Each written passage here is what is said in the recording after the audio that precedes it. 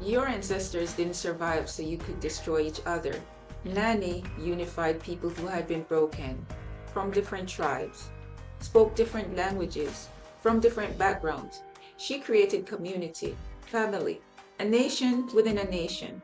But what's going on with Jamaica now?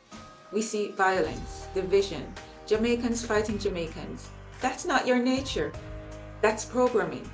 The system divided you, made your enemy the person in the next community, and the system extracting from all of you. Every Jamaican killing another Jamaican is doing the colonizer's work for free.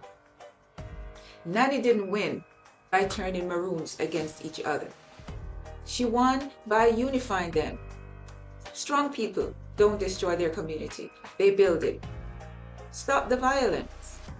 That's what they want. Your ancestors knew that unity is the real weapon. Stop the nonsense and remember who you are.